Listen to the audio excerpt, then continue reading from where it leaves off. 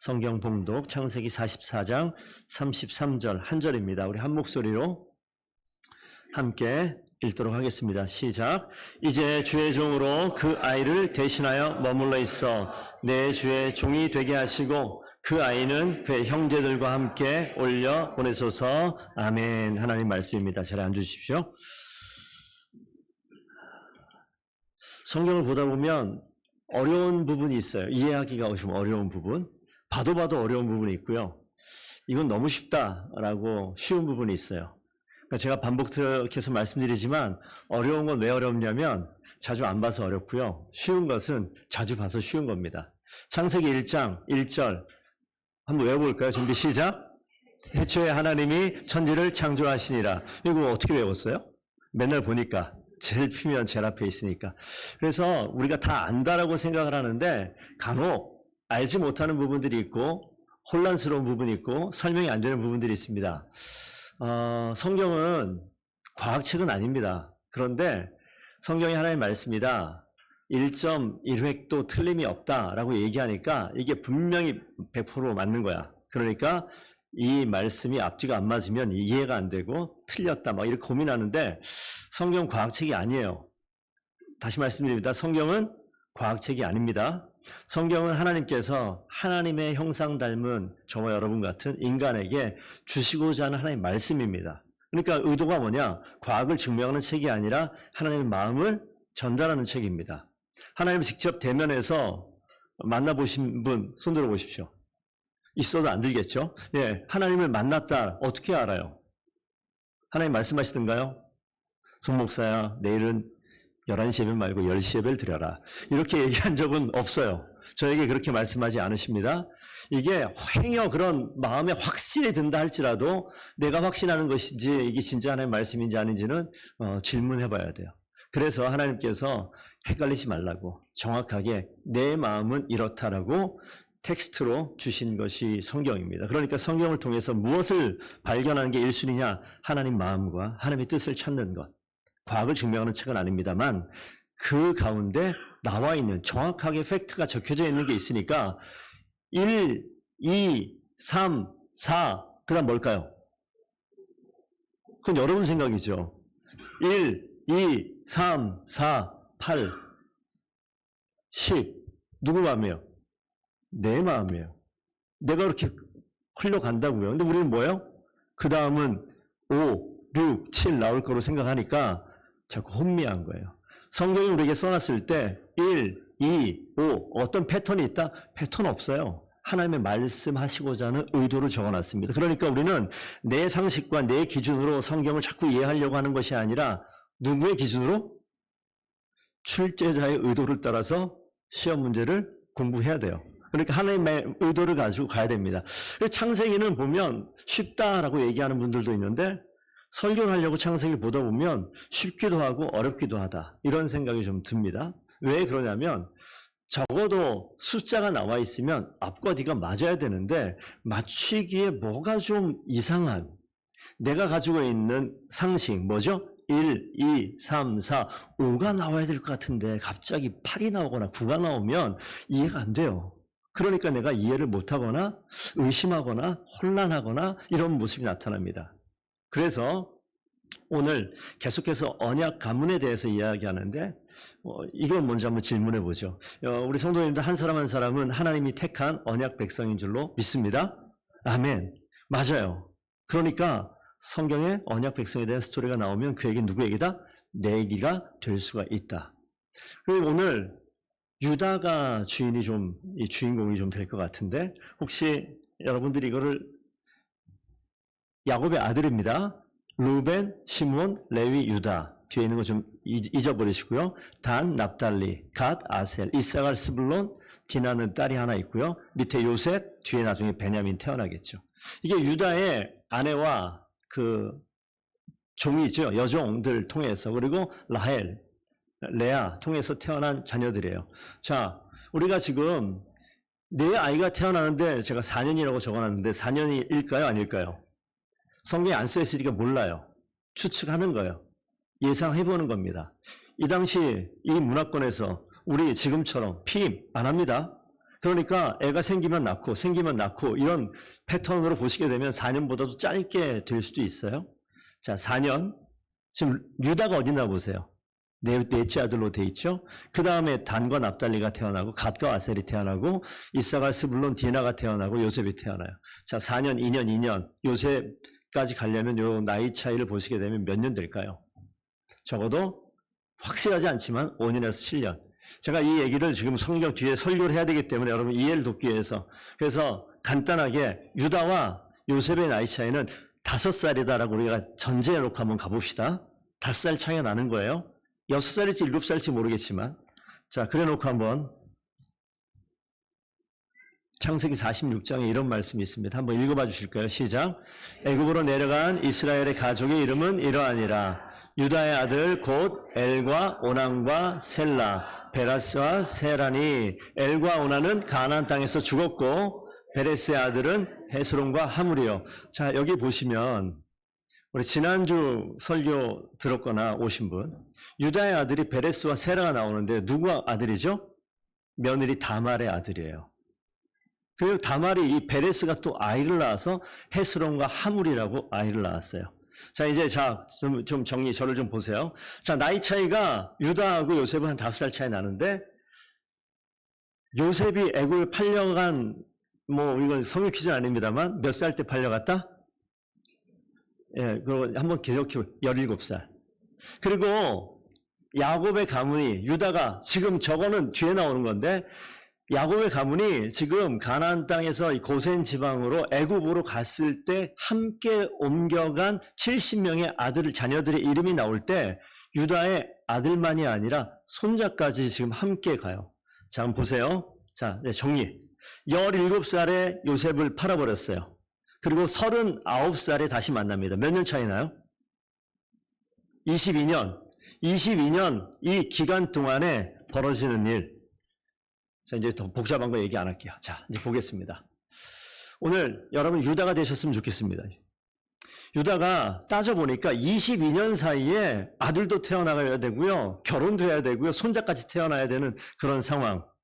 제가 성경 계속 보다 보니까 설명이 안 되고 해석이 안 되고 막 곤란스러우니까 찾아보다가 이런 내용이 나오는 겁니다. 이 당시 아이들이 결혼을 몇 살에 할 것 같습니까? 좋으네요. 14살, 15살. 그래야지 이 성경이 설명이 됩니다. 제가 베트남에 선교 갔는데 산족에 갔거든요. 초등학교 다닌대요, 아이들이. 초등학교 졸업하고 나서 학교를 간다, 안 간다? 안 가요. 결혼한대요. 그리고 거기 지금 10몇 살짜리 있는데 다 애가 셋 있는 아이들도 있는 거예요. 14살, 15살에 결혼하니까. 그러면 30살 되면요. 사위와 며느리를 보는 일들도 있어요, 없어요? 있어요. 비슷한 상황으로 보시면 될 것 같습니다. 그래서 잘 보시면 제가 5살 차이 난다고 그랬기 때문에 가운데 60, 이거는 요셉의 나이입니다. 외삼촌 집 하란에서 세겜으로 옮겨왔을 때 나중에 이거 지금 나이 설명할 이런 건 성역 공부 나중에 저와 만나서 따로 하시고 6살쯤에 세겜으로 와요. 그리고 유다가 결혼한 내용은 몇 살 나오진 않지만 따져보면 요셉을 팔기 전에 유다가 먼저 결혼합니다. 그때 제가 여기서 이제 숫자는 다 잊어버리고 잘 좀 기억해 보세요. 성경에 지난주에 유다 얘기가 나올 때 아둘람 사람 히라라고 이야기하는 그 장면, 유다가 세겜 땅에 있다가 아둘람으로 내려갔다라고 얘기하는 거는 실제로 세겜은 고산 지역, 높은 지역이고 아둘람은 저지대, 완충 지역의 저 밑으로 좀 밑에 고도가 낮은 지역입니다. 그래서 내려갔다는 말이 되기도 하고 말씀드린 것처럼 성경에 내려갔다라고 하면 영적인 타락으로 내려가는 그걸 표현을 합니다. 실제 그래서 유다가 가족의 신앙을 지키기보다는 아둘람으로 내려가요. 그래서 뭐합니까? 그 가나안 사람과 결혼하는 일들이 벌어지고 거기에서 결혼해서 누굴 낳았죠? 엘과 오난과 셀라라는 그 아이를 낳고 그 엘은 다말이라는 며느리를 얻고 이런 스토리가 나옵니다. 그래서 그 10살 때 요셉이 10살 때 유다는 결혼을 합니다. 그리고 14살 때 디나가 강간당하는 사건을 보게 돼요. 17살 때 팔려나가죠. 이 상황에서 지금 유다에게 좀 집중해 봅시다. 여러분이 신앙생활하게 되면서 여러분의 삶의 자리가 항상 하나님을 향한 것이 아니라 하나님을 향하기도 했다가 하나님의 자리에서 내려가기도 합니다. 아둘람으로 내려가는 유다의 모습과도 같이 우리가 내려가기도 합니다. 10대 후반과 20대 초반에 20대의 유다의 인생을 잠깐 보자고요. 아둘람으로 내려가요. 아버지의 신앙과는 뭔가 좀 거리가 있어 보이는 그런 삶을 삽니다. 그걸 반증이라도 하듯 우리가 알잖아요. 그 과정 속에서 어떤 일을 하죠? 요셉을 팔아버리는 일도 합니다. 요셉은 특별하게 아버지의 사랑받던 아들입니다. 시기가 질투를 유발하고 시기심을 유발하는 그러한 일들을 했어요. 그러니까 이 상황 속에서 이걸 감싸 안아주는 것이 아니라 끌어오르죠. 요셉을 팔아버려요. 유다의 모습이 그렇다고요. 하나님의 신앙을 쫓아가는 것이 아니라 하나님의 신앙을 맞서서 엉뚱한 곳으로 내려가는 모습 가운데 형제를 팔아버리는 그런 모습도 나타납니다. 우리가 신앙생활을 하지만 형제 간의 관계 속에서 어떤 공동체 가운데 여러분이 일하는 가운데 하나님이 원하시는 일이 아닌 다른 일들을 행할 때가 있습니까? 없습니까? 있어요. 유다가 20대 시간을 보내는 그런 모습과도 비슷합니다. 뿐만 아니라 25쯤 됐을 때 이제 사위가 생기는 일들도 벌어지는 겁니다. 요셉이 25이니까 유다는 5살 많다고 생각하면 30살. 근데 그때 기억나잖아요. 창녀와 동침하는 모습이 나타난다고요. 이 상황을 놓고 보면 아내가 있음에도 불구하고 아내가 아닌 다른 여자와 동침하는 이런 모습. 자, 도덕적으로 윤리적으로 뭐 타락의 길을 걷는 그런 모습이 누구에게 있다? 유다에게 있다. 자, 이 유다가 질문합니다. 여러분들의 모습 혹시 아닌가? 나는 지금 나의 시점에서 하나님의 사람이다.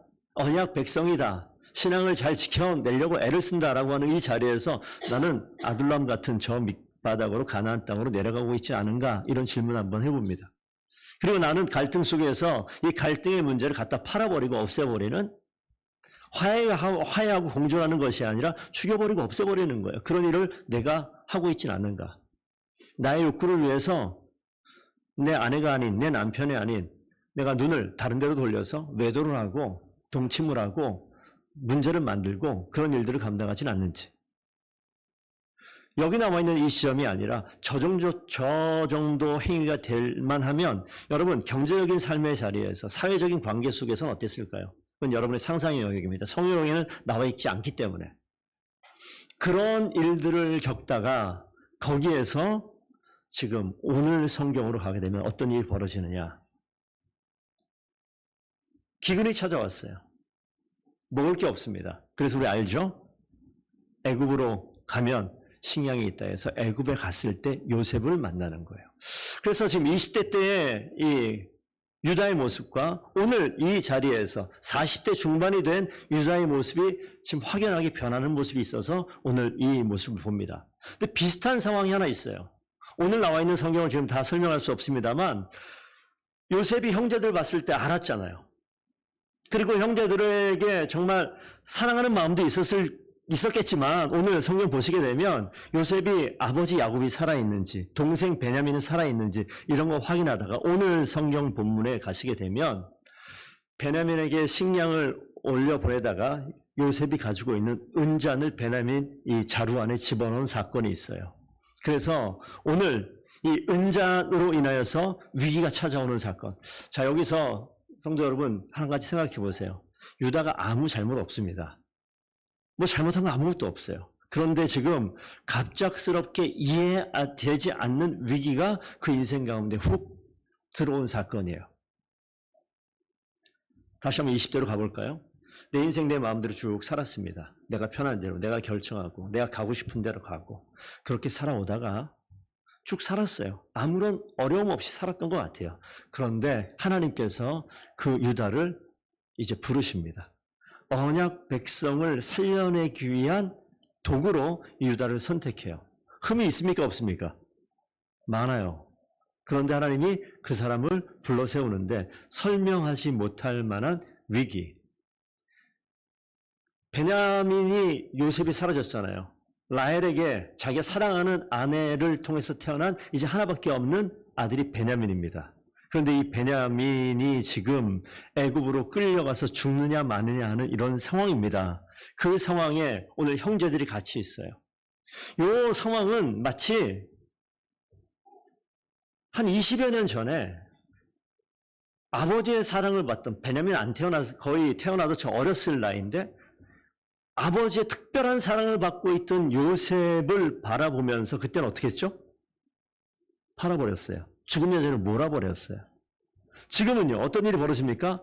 요셉이 아니라 베냐민에게 그런 일들이 벌어지고 있습니다. 자, 여기 한번 44장 제가 읽어드릴게요. 16절 가보면 어떤 일이 나타나냐면, 유다가 말하되 우리가 내 주께 내 주라고 얘기하는 건 요셉입니다. 무슨 말을 하오리까? 무슨 설명을 하오리까? 우리가 어떻게 우리의 정직함을 나타내리까?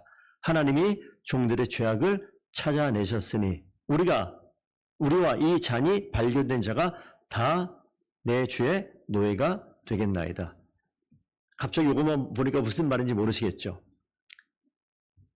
식량을 가지고 야곱이 있는 땅으로 가야 되는데 그 식량 안에 요셉이 너무나 사랑했었던 자기의 동생을 처음 봤잖아요. 거기에다가 가져온 돈 다 집어넣고요. 요셉이 쓰는 은잔을 같이 집어넣은 거예요. 일부러.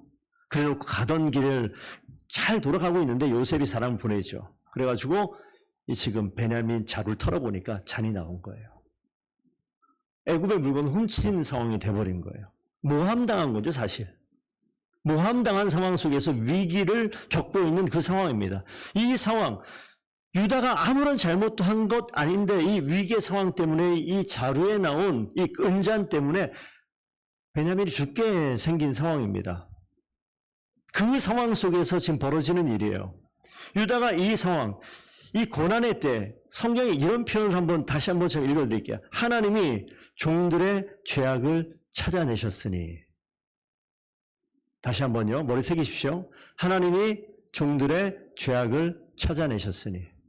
사실 이 죄악은 베냐민 자루에 나오선 은잔에 대한 이야기인데 유다는 이 상황에서 자신의 20년 전의 모든 것들을 다 생각하는 이 표현이 이 가운데 있습니다. 하나님이 종들의 죄악을 찾아내셨으니. 고난의 때에 영적으로 하나님 앞에 죄악이 드러나는 정직한 자리에 서셔야 돼요. 제가 몇 달 전에 설교하다가 그런 이야기 들었는데 저희 아파트는요 33년 됐나 그래요. 옛날 아파트니까 주차장이 지하 주차장 거의 없습니다. 그러니까 지금 차가 집집마다 막 2대씩 있으니까 주차하기가 너무 어려워요. 그래서 8시쯤 넘어서 가면 이중 주차는 기본이고요. 새벽에 교회 나오려면요 길가에 주차되고 나와야 되고 뭐 이런 일들이 벌어집니다. 그러다가 밤에 가다가 이렇게 쫙 주차하다가 서 있는 차를 제가 어떻게 했을까요? 긁었어요. 딱 보니까 알잖아요, 긁은 거.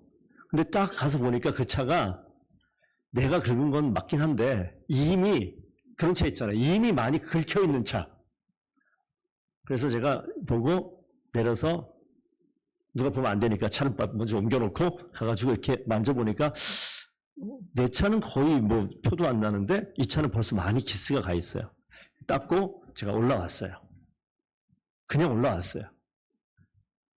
집에 올라왔다고요. 근데 저는 정직한 사람이라 얼굴에 다 써있거든요. 집에 딱 들어가니까 우리 아내가 왜 그래? 뭐야? 부부잖아요. 다 알잖아요. 아니. 근데 계속 뭐가 이상한 거예요. 사실 이렇게 됐어. 근데 그냥 올라왔어? 갔다 와. 네. 내려간 거죠. 가가지고 전화해서 말씀드리고 그 차 50만 원 뭐 보상금 받고요. 보험 처리했습니다만 안 고쳤습니다. 안 고쳐도 되겠더라고. 나 같아도 안 고쳤을 것 같아요. 자, 제가 무슨 얘기를 말씀드리고 싶으냐면 이게 우리가 이걸 고난까지 얘기할 필요까지는 없을 것 같긴 한데 위기가 되어지면요. 사람 두 가지 마음이 나타납니다. 살짝 도망가 볼까? 아니면 있는 대로 드러낼까? 유다에게도 22년 전에 요셉 상황 속에서 여러 가지 생각할 수 있었을 거예요. 살려도 되는데 죽이기는 좀 그렇고 팔아버리자 이런 결정을 하면서 제거해버린 거예요. 그런데 오늘 이 자리에서는 베냐민 사건이 있을 때 유다의 태도가 비슷한 상황인데 죄 지은 자루에 나온 베냐민만 죽으면 모든 게 끝입니다. 근데 베냐민을 죽이는 게 아니라 뭐라고 그래요? 내가 주의 노예가 되겠다라고 얘기해요. 고난의 때 영적인 정직함을 회복하셨으면 좋겠습니다. 하나님은요, 추적하세요. 드러내세요. 마치 저희 아내가 뭐해? 그럼 뭐예요? 내려가라는 거 아니에요. 그럼 순종하는 겁니다. 주님께서 우리의 죄악을 추적해서 찾아오세요. 영적으로 방문합니다. 나를 건드립니다. 내 모습이 드러나기를 원한다고요. 죽이고자 하는 게 아니라 살리고자 드러나게 하시는 거예요.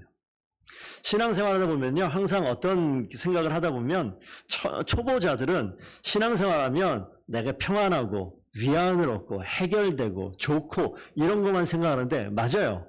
1차적인 초보는 그렇습니다. 그런데 조금 더 가면 성장, 성숙해 가는 과정 속에서는 절대 그렇지 않아요. 하나님께서 그냥 내버려두지 않고 고쳤습니다. 묵은 죄를 생각나게 해요. 허물을 기억나게 해요. 뭡니까? 영적으로, 내면적으로 하나님 앞에 정직하게 직면하게 하시는 거예요. 그래서 신앙생활을 1년, 2년, 5년, 10년 하다 보면 내가 늘 평안하지 않습니다.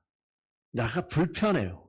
위기가 다가옵니다. 드러내게 하신다고요. 그것이 하나님이 하시는 일이에요. 22년 전에는 그냥 편안하게, 그냥 다른 여자와 잠자리도 하고, 그냥, 아들 뭐 필요 없어, 형제 필요 없어, 그냥 버려버리기도 하고, 자기 마음대로 결정하고 내려가기도 하고 선택하기도 했는데, 지금 하나님께서 찾아오셔서 나의 죄를 추적하시는 그 앞에 하나님이 종들의 죄악을 찾아내셨다라고 표현합니다.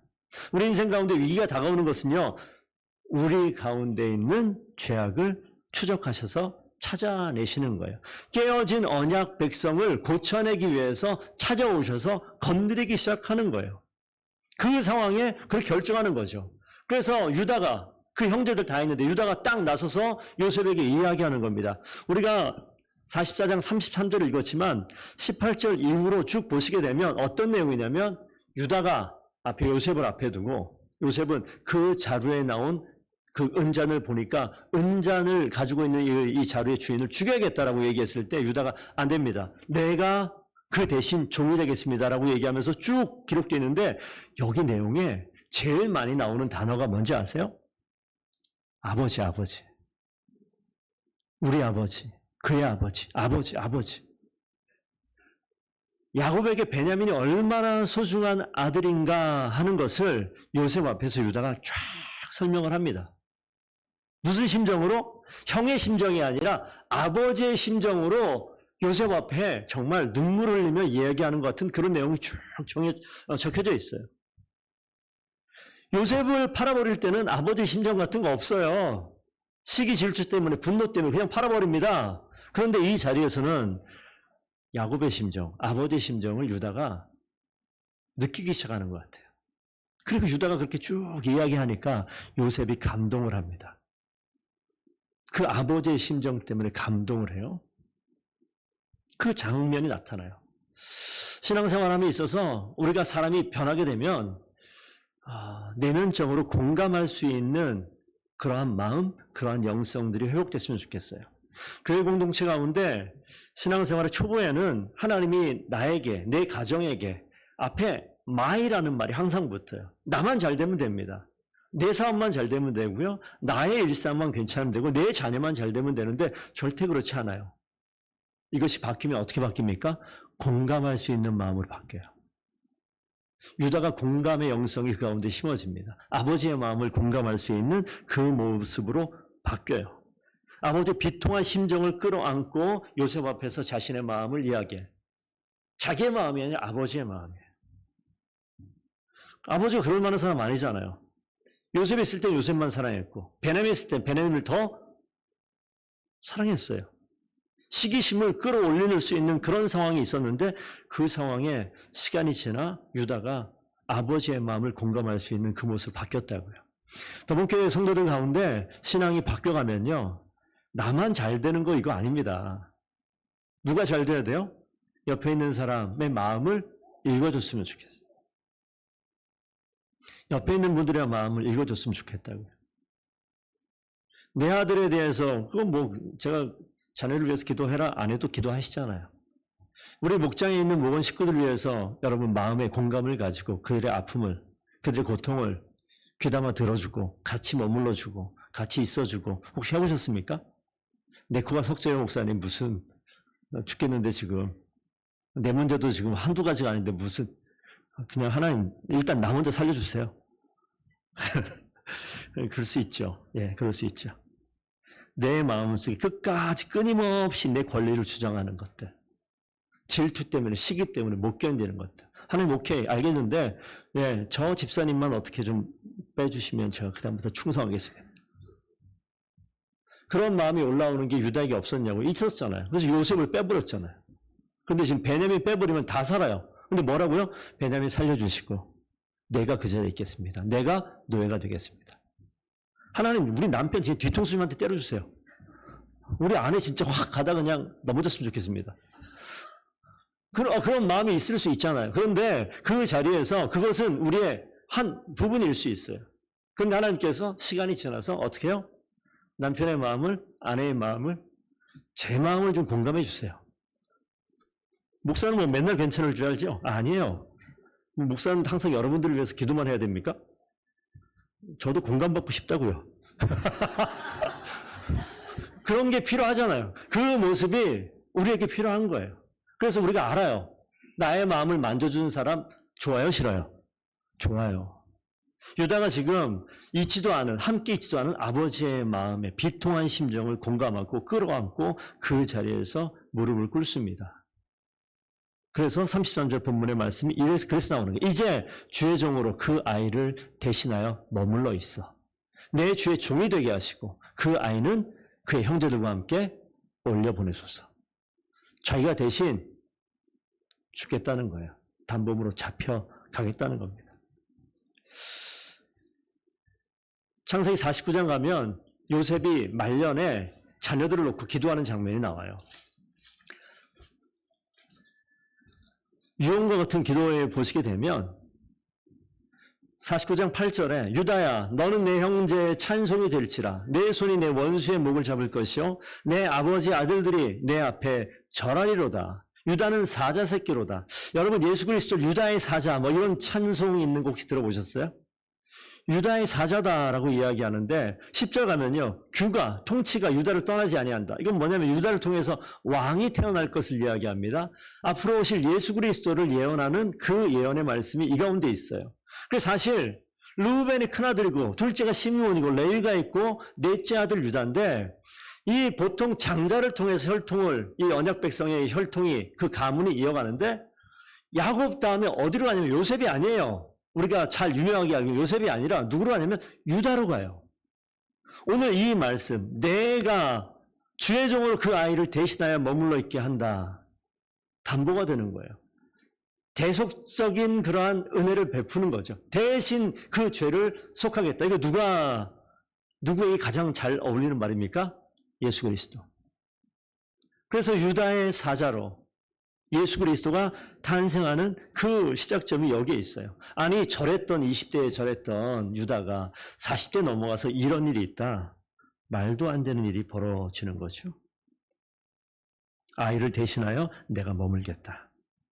내 유익을 목적으로 그렇게 살아갔던 그 습성이 유다에게 있었는데 그게 유다의 모습이냐? 우리의 모습 아니겠습니까? 지금도 우리가 신앙생활 하지만 신앙생활에 목적이 있다. 뭐가 목적이죠? 신앙생활 하면요, 인생이 잘 됩니다. 그거는요, 아주 큰 유혹의 음성입니다. 그런 게 있죠. 근데 거기에서 잘 되는 것 같지만 하나님이 원하는 것은 내 인생, 세상의 기준에 잘 되는 것에서 머무는 게 아니라 그 자리에서부터 시작되면 좋겠죠. 그런데 시작되면 하나님께서 찌르고 들어온다고요. 위기 가지고 고난 가지고 들어와서 묵혀져 있는 우리의 죄악을 바꿔야 될 부분을 건드리신다고요. 그때 무릎을 꿇느냐? 잠시만요. 전 아직 멀었습니다. 시간을 보내느냐? 여러분 선택하셔야 돼요. 오늘 유다를 통해서 기억해야 될 것은 유다는요. 연약했던 사람입니다. 부족함 많았습니다. 고난 가운데 고난을 멀리하고 싶었어요. 하나님의 뜻이 아니라 자기 생각대로 자기 길을 가고 싶었던 사람이었습니다. 그것이 유다의 모습이냐? 아니 우리의 모습이잖아요. 지금도 여러분 어딜 가고 싶어요? 뭐 하고 싶어요? 라고 물어보면 하나님 제가 어딜 가야 되겠습니까? 라고 묻습니까? 아니면 내 머리를 굴려서 하고 싶은 거 하고 결정합니까? 그런데 그런 연약한 신앙의 초보의 때가 있는가 하면 시간이 지나면 어떻게 됩니까? 바뀌어요. 하나님이 찔러서 드러내신다고요. 하나님이 끝까지 죄악을 정직하게 드러내기 위해서 추적하셔요. 그때는요, 멈추면 돼요. 그리고 하나님이 나를 건드리시는구나 라고 바꾸시면 됩니다. 그래서 유다가 어디까지 바뀌어요? 죽음의 자리를 대신 가겠다라고 바뀌는 결정이 오늘 성경 본문의 자리입니다. 내 의지와 내 생각대로 결정하는 삶의 모습을 우리가 가장 많이 삽니다. 그런데 하나님께서 가까이 오시면 내 생각과 내 판단 그 이면에 하나님이 나를 부르신 하나님의 부르심의 목적이 무엇인가를 고민하게 될 때가 있어요. 저는 이 유다가 아버지의 심정을 정말 비통한 심정을 헤아렸다라는 게 그런 생각이 들어요. 하나님 아버지의 마음을 깊이 헤아릴 수 있는 신앙이라면 어떨까? 우리 성도님들께서 그저 내가 성장하고 내가 발전하고 내가 잘되고 내가 편안하고 다 우리는 본능적으로 이렇게 생각하고 살아간다고요. 그런데 그 자리에서 내가 아니라 그 아버지의 심정이 어떨까를 생각하는 하나님 아버지의 심정이 어떨까를 생각할 수 있는 그 자리로 한 걸음 자리를 옮겨가시기를 부탁드립니다. 그럴 때 하나님께서 우리를 유다의 인생을 통하여 역사하셔서 깨어진 그 가문, 위기의 그 가문, 유다의 이 결정으로 인하여서 이 위기에 깨어진 언약 백성이 하나님의 약속의 백성으로 완전히 바뀌는 그 자리에 이 사람을 사용하시라는 거예요. 그러면 더본교회 가운데 한 사람만 있어도 이런 일들은 벌어지겠죠. 여러분 지금 설교를 들으시는 이 말씀 앞에 서 계신 우리 성도님께서 그 한 사람 되시기를 축복드립니다.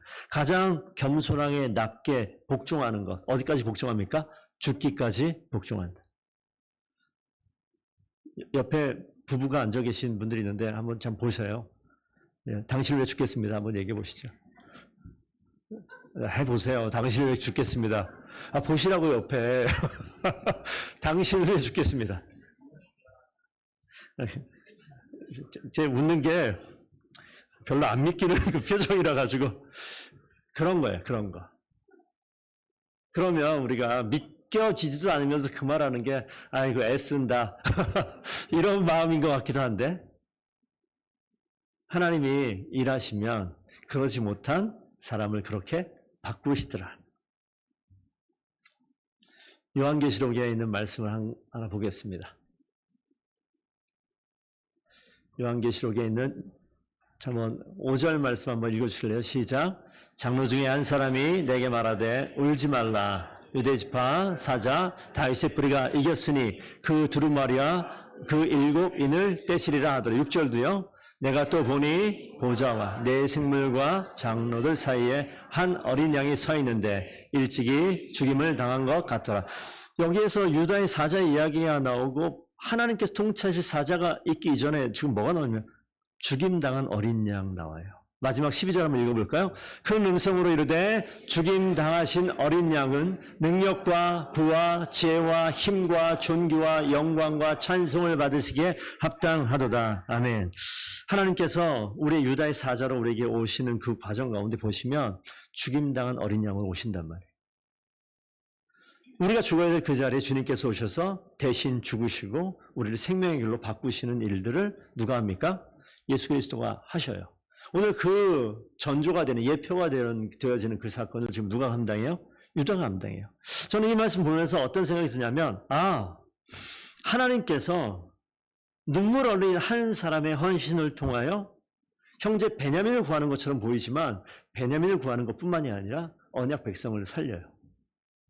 그게 누가 하셨냐? 예수 그리스도가 하실 일이었었고 예수 그리스도 우리 가운데 오셔서 내가 예수님을 주인 삼는다라고 얘기하면 우리는 누군가의 담보물이 되어서 죽음의 자리까지 순종할 수 있는 그 상황이 되어진다면 그 결정이 되어진다면 그 사람이 있는 그곳은요 가정이든 교회든 공동체든 엄청나게 생명의 놀라운 역사를 바라보는 변화가 있게 될 줄로 믿습니다. 그러니까 더본교회 가운데 나를 불편하게 하는 사람들이 지금 있을 수도 있고요. 과거에 있었을 수도 있고요. 앞으로 그렇지 않았으면 좋겠지만 앞으로 그런 일이 있어요. 하나님 그렇게 하시더라고요. 근데 그 사람이 죄악덩어리다, 나쁘다, 이게 아닙니다. 하나님께서 그 카드를 꺼내 드시는 거예요. 관심이 어디 있습니까? 아니, 다 괜찮아요. 이거 기억하기 위해서 제가 말씀만 드리고 설교를 마치겠습니다. 우리가 느끼기에 어떤 A라는 한 사람이 문제가 있다. 저 사람 참 문제인 것 같아 라고 이구동성으로 얘기해요. 그런데 잘 지냅니다. 근데 그 사람이 많은 사람 중에서 모든 사람의 문제가 아니라 누군가에게 특별히 더 문제가 되는 경우를 많이 봐요. 뭐죠? 그 사람 문제가 없냐? 있어요. 문제 있습니다. 그런데 왜 내가 제일 불편해요? 하나님은요, 그 사람의 문제를 지금 들춰내고, 목사님 저 사람 이상한 것 같아요. 우리가 없었으면 좋겠어요. 딴 데 갔으면 좋겠어요. 이런 이야기를 듣고 싶은 게 아니라 그 사람이 왜 나를 불편하게 하는 거야? 그 사람이 왜 나를 힘들게 하는 거야? 하나님이 나를 바꾸시는 거예요. 아무도 내 가슴을, 내 마음 깊숙한 곳을 찔러서 쪼갤 수 없는데 하나님께서 그 메스를 들어가지고 그 인생을 쪼개는 거예요.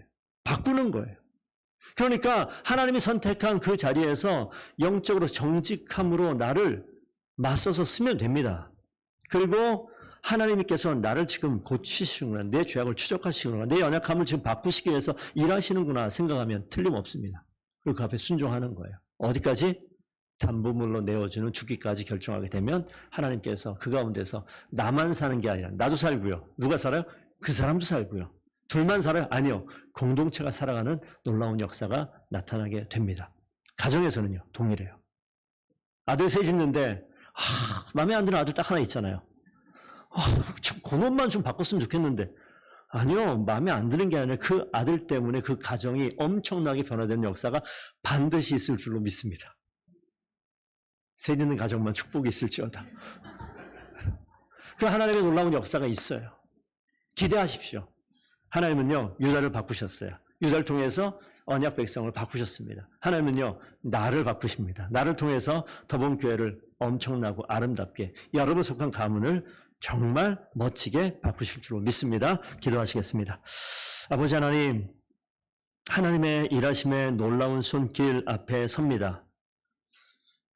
주님 찾아오셔서 나를 드러내시고 내면으로 영적으로 정직함을 회복하는 자리에 초청하시니 감사합니다.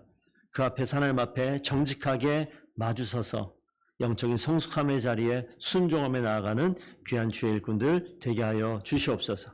하나님 주변을 바라보면서 공감할 수 있는 마음을 허락하시고 하나님 아버지의 비통한 심정을 끌어안을 수 있는 믿음의 고백이 우리 가운데 있게 하여 주시옵소서. 하나님, 그래서 내가 먼저 노예가 되고 종이 되는 담보되어지는 그 자리에 순종하며 나아갈 때 하나님께서 역사하시는 놀라운 은혜가 내가 속한 그 공동체 가운데, 가정 가운데, 일터 가운데 역사로 놀라운 하나님의 은혜로 넘쳐나게 되기를 원하오니 하나님 역사하여 주시옵소서. 감사하며 예수 그리스도 이름으로 기도드리옵나이다. 아멘.